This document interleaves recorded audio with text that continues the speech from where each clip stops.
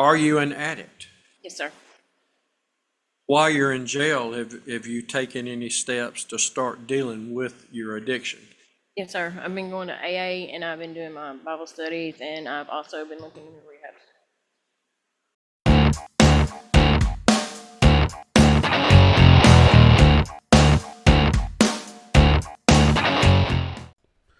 Hey there, welcome to the Courtroom File. So today we have a bond reduction hearing in Judge Wolfe's court, and this one's very peculiar to us.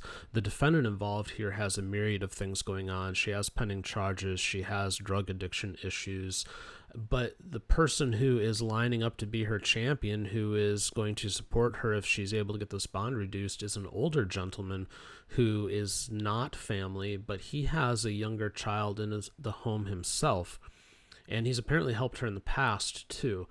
But her own family is not there. Her family is in the area. She has a daughter who apparently is expecting. She has a father who is retired law enforcement, and none of those people are there to support her, but this other gentleman is. Now, we're not suggesting there's anything untoward going on between the two of them, but in the same respect, we don't understand his motivation. So take a look at this. Let us know what you think is going on here and what you think of the judge's final ruling. Please put a thumbs up on the video if you enjoy it. That helps other people find it. Consider subscribing to the channel if you have not already. If you are a subscriber, considering becoming a channel member, as we have some wonderful perks for those who choose to become members. That having been said, let's go ahead and roll the game film. All right, we have a motion for bond reduction. Yes, Your Honor.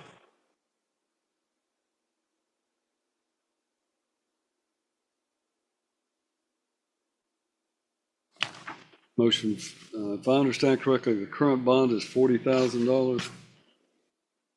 That is correct, Your Honor. I think it requires a source. All right. And you may put on your proof.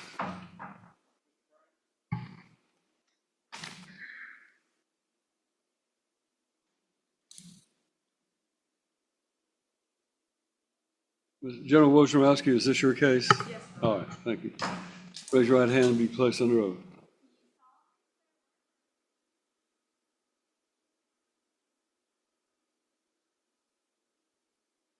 Hello.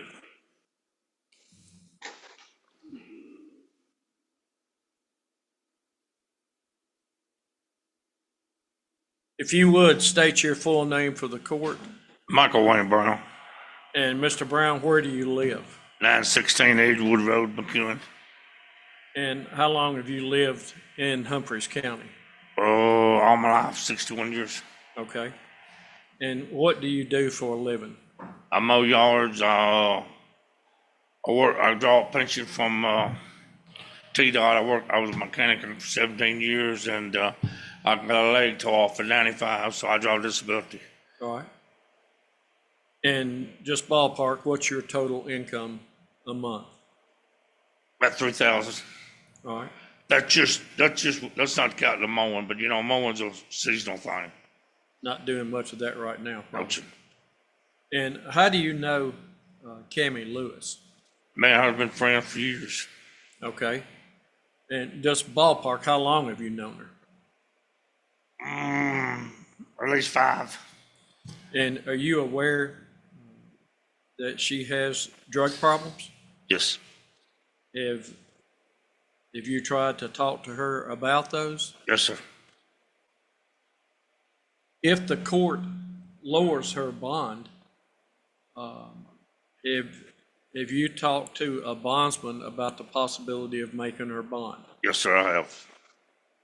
If her bond were dropped to $20,000, can you make the arrangements to make that bond? Yes, sir.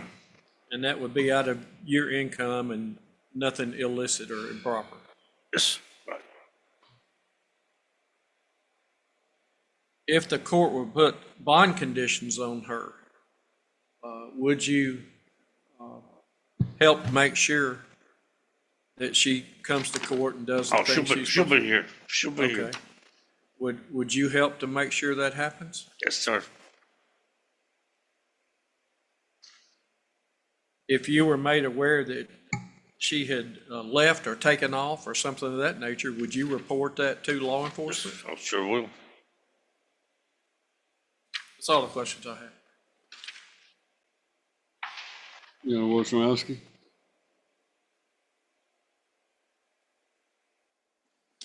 Good afternoon, Mr. Brown. Can you hear me? Yes, ma'am. I could probably take my mask off up here because no one's near me. Mr. Brown, you said you were friends with Miss Lewis for about 5 years, is Yes, that ma'am. right? Yes, ma'am. Are you a neighbor or does she live near you? I mean, she has lived with me. She has lived with you Yeah, in the past? Yes, Okay. Do you intend if she makes bond for her to live with you yes. at that point? Yes. Okay. Now, you said that you know that she has drug problems. Yes. What kind of drug problems does she have? Yes, you damn it, she does. But I'm sorry, can you repeat that? I didn't understand you. I don't really know everything she does, but I do know she's an addict. Okay. Do you know what kind of drugs she uses? Not right off the bat, I don't know. All right. And do you know how long she's had a drug problem? Not really. I know she's had it since I've known her. Has she had it when she lived with you as well?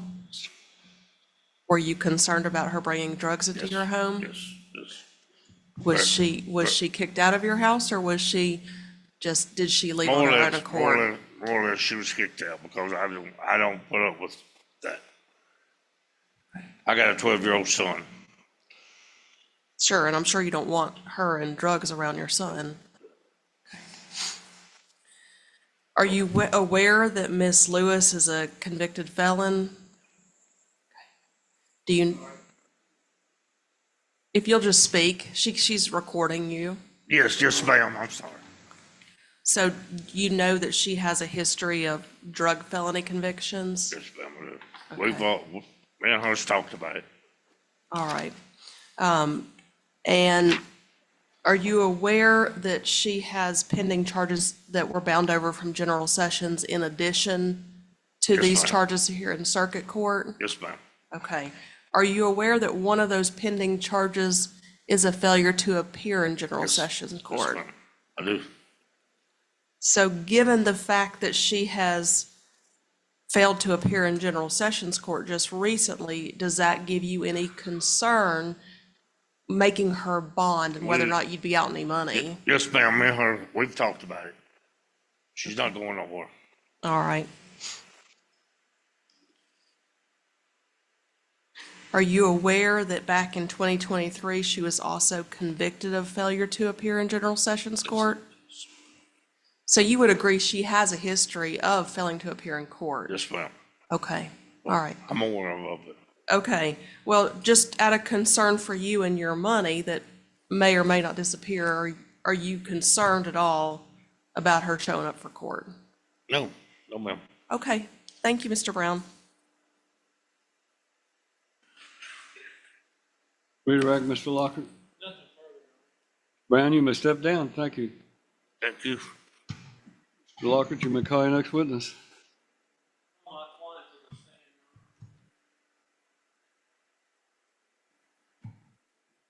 Lewis, you'll come around. I'm going to ask you to raise your right hand and be placed under oath.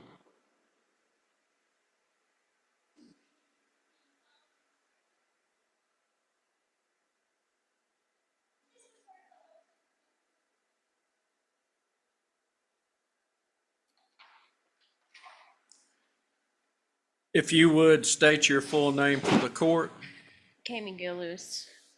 and you're in jail right now, but where would you live if you're able to make bond in this case? Mr. Brown. And what is the relationship with Mr. Brown? He's like a father figure to me. Okay. Has he kind of taken you under his wing? Yes. And if you screw up, he kicks you out, is that right? Yes. All right. And he tells on me. And he tells you, okay. Yes, sir. Are you an addict? Yes, sir. While you're in jail, have you taken any steps to start dealing with your addiction? Yes, sir. I've been going to AA and I've been doing my Bible studies and I've also been looking into rehab. You've been what in rehab? Looking into rehabs. Looking into. If the court required that you do inpatient treatment, as a condition of your bond, would you do that? Yes, sir. I If- plan on doing that already. You already planning on it? Yes, Okay. sir. If the court required that you wear a scram bracelet or GPS monitor or anything else, would you do that? Yes, sir.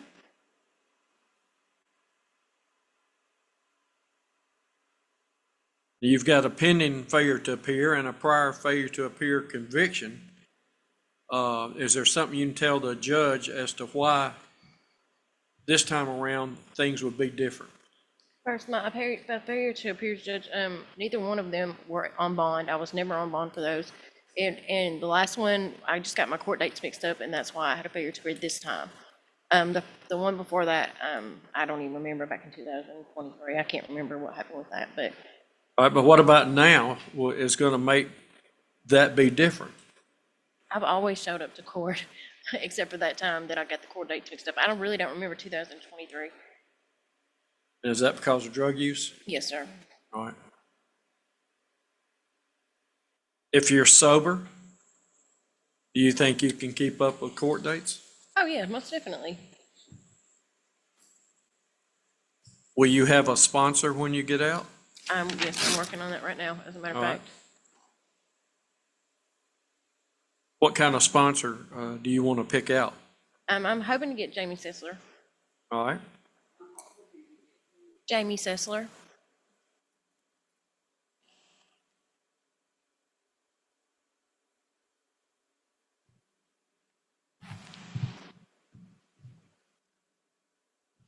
What type of family do you have in this area? My dad, he just retired from the sheriff's department here. All right. He lives in Dixon, and my brother and my sister, my daughter, who I just found out is pregnant, so All right. that's gonna be a big plus for me, keep me And- sober.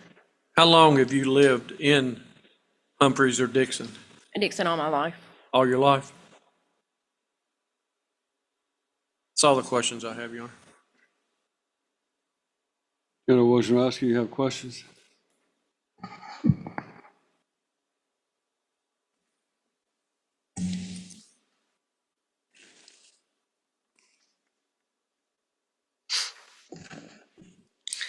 Ms. Lewis, I'm going to ask you some questions. Don't tell me about the actual offenses that you're charged with. I'm going to ask you about what you're charged with, okay? Okay.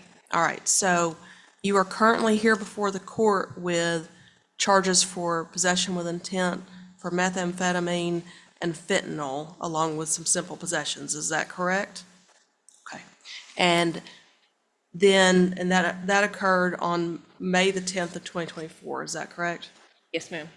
And then in the case that was just recently bound over from General Sessions, you were charged on July the 10th of 2024 with possession of heroin, possession of methamphetamine, drug paraphernalia, and a driving on a revoked license. Is that correct? Yes, ma'am. Okay, and then ultimately, a failure to appear came out of those charges as well. Is that correct? Okay. Now, Ms. Lewis, you have a lengthy history involving drug offenses. Would you agree? Yes, ma'am. In fact, if I counted it, and it looks like you've had 5 felony convictions for selling drugs or possession with intent. I believe so. Okay. Now, as part of those conditions, have you, or prior convictions, have you gotten treatment before? I did, I completed a recovery community center, I think is what it's called, in Madison. Okay. And did that help? I stayed clean and sober for 5.5 years. All right. And then obviously based on the testimony from your, not the testimony, but the direct examination from your attorney, you are clearly using drugs again. Is that correct? I was. Okay. Now, you have been on probation, community corrections, and parole in the past. Is that correct? All out of Dixon? Okay. And you have violated all of those 3 as well. Is that correct? I have at some point. I also completed all 3. I completed community corrections and I completed my parole, and I'm sorry, what was the other one you said? Probation. Probation. I'm sure I violated that one. But I did complete community corrections Okay. and parole. All right. But you have had violations of both of those on your history, is that correct? Yes, ma'am. Okay.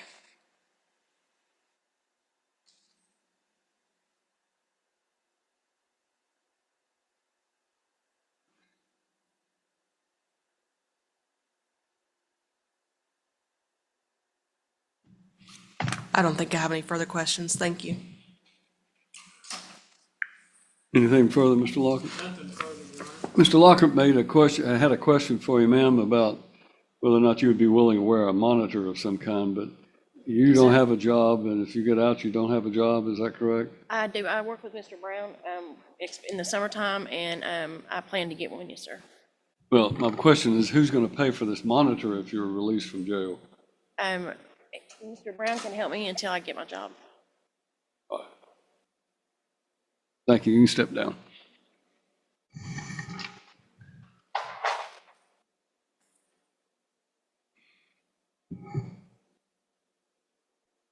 Mr. Lockhart, do you have any other witnesses? No further proof. I'll waive argument. None further. Well, clearly, if considering the factors that are set forth in the Tennessee Code, which are set forth in 4011-118, to determine the amount of bail necessary to guarantee or assure the appearance of a defendant, the court's supposed to consider the length of residence in the community, which clearly she has a lifetime residency in this general area, Dixon and Houston, in Humphreys County. Her employment history and financial conditions, I don't show that she actually has a job. She's saying she would work with Mr. Brown, but by his testimony, there's not really much work to be had right now in his line of work. Family ties and relationships, she may have a father in the area that's retired from the sheriff's department, but he's not here, and there's no indication that he would be here to support her. Reputation, character, and mental condition, I don't have anything other than her prior criminal record, which is the next consideration. Her prior criminal record of appearance at court proceedings. Clearly, she has multiple felony convictions. In addition to that, she has failures to appear, both pending and prior, and those clearly warrant or mitigate against lowering a bond where she's failed to appear on multiple occasions. Nature of the offense and apparent probability of conviction. These are drug offenses. In addition to that, she has multiple other drug offenses and is an admitted drug addict. Prior criminal record and likelihood that because of the record, she would pose a risk of danger to the community. One of these charges that she is on is methamphetamine that she is possessing with intent to sell or distribute methamphetamine, 0.5 grams or more. That's count one. Count two is the same type of charge with possession to sell or distribute with fentanyl, which is a deadly substance in this court's opinion. That the next case is the next charge is for a possession of Suboxone, which is a misdemeanor, and then the other is drug paraphernalia. So she has two felony charges that are fairly serious drugs. With her history of drug possession and drug use and admitted addiction, I'm of the opinion that lowering the bond will not only pose a risk of danger to the community by her engaging in the distribution of drugs, but her use of drugs. I'm more concerned about giving her a bond would put her back in the community where she would be able to gain access to the drugs that are basically a threat to her to her life. The identity of responsible members of the community, Mr. Brown being the only one, and he's aware of her drug history and so forth, and a failure to appear, but says he still wants to help make her bond. I'm just of the opinion that what she needs more than anything is drug treatment at this present time. And with pending charges coming out of the general sessions, in addition to the failure to appear, it just seems unlikely to me that reducing her bond is in her best interest. So I'm going to deny the bond request, reduction for a bond request. But I will say that I think she needs to get some help, and she needs to get into a treatment program as quickly as possible. The difficulty, of course, is giving her a furlough while she's got pending charges. But I am of the opinion that if she was admitted into some treatment facility, then the court would reconsider whether or not to reduce her bond to allow that to take place. But right now, there's no reason for me to think that reducing her bond would do anything except put her in a position where she could again utilize drugs, failure to appear, and potentially put her life at risk. So I'm denying her request for a bond reduction. It's $40,000, and based upon the evidence in this case, I don't find that amount to be unreasonable. Hey, thanks for watching. If you enjoyed that video, do please take a moment to like, subscribe, and leave a comment on the video. We'd really appreciate that. And if you want to keep the fun going, check out the video on the screen right now.